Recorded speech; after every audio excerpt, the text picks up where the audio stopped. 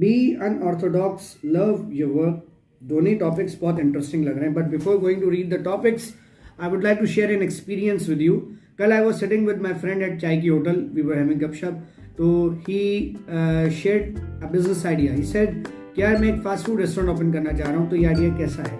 तो मैंने उसको कहा there is not bad idea, कोई आइडिया बुरा नहीं होता। इट डिपेंड्स कि उस आइडिया को एग्जीक्यूट करने के लिए या किसी बिजनेस को लॉन्च करने के लिए जो प्री रिक्विजिट्स होते हैं, जो होमवर्क होते हैं, जो ग्राउंड रियलिटीज को समझना होता है, उसको पूरा करना होता है। If you are done with that, तुम्हारी फिजिबिलिटी बन चुकी है, तुम्हारी कैपेसिटी और उस पर्टिकुलर बिजनेस आइडिया की जो इंडस्ट्री है, उसके जो डायनेमिक्स हैं, चैलेंजेस हैं, उसको अगर तुम समझ सकते हो और तुम्हारी कैपेसिटीज, कैपेबिलिटीज और मार्केट के चैलेंजेस में रिकन्सिलिएशन है, तो गो विद दैट। और अगर नहीं है और तुमने like for example you are discussing with me, इस तरह और भी लोगों से डिस्कस किया है, तो कई मैच नज़र नहीं आता, तो you have to figure out some new ideas.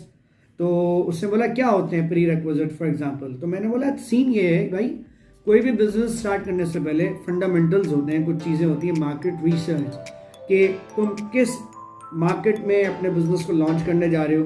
Fast food का रेस्टोरेंट ओपन करना चाह रहे हो तो किसी मॉल में करोगे, किसी रोड साइड पे जाओगे, फूड स्ट्रीट टाइप का तुम्हारा फास्ट फूड रेस्टोरेंट होगा, क्या होगा?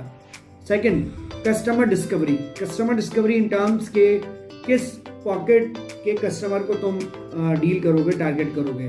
तुम्हारे कस्टमर का जो फाइनेंशियल पॉकेट है, कैपेसिटी है, वो तुम्हारी डील्स में तुम्हारे फास्ट फूड की जो तुम्हारा प्रोडक्ट है उसकी प्राइसिंग को मैच कर रही है या नहीं कर रही है। लाइक तुम्हारी जो प्राइसिंग स्ट्रेटेजी है उसको तुम कैसे बनाओगे, किस इनकम ग्रुप के कस्टमर्स को टारगेट करोगे। एक बात, एज ग्रुप, यंगस्टर्स को टारगेट कर रहे हो, जनरली फास्ट फूड यंगस्टर्स को जाता है, तो यंगस्टर्स के डायनेमिक्स को तुम समझते हो कि वो एक प्रोडक्ट की यूनिफॉर्मिटी या मोनोटनस रूटीन के ऊपर स्टे नहीं कर सकते, उनको डायनेमिक्स चाहिए। लाइक प्रोडक्ट इनोवेशन चाहिए। प्रोडक्ट इनोवेशन का कॉन्सेप्ट के ऊपर क्या तुम काम कर सकते हो? एक बात हो गई। देन जो तुम्हारा मार्केटिंग में 4 P's अब नहीं रहे, देयर आर 7 P's और नाउ देयर आर 11 P's। तो उस 11 P's के अंदर एक P होता है पीपल।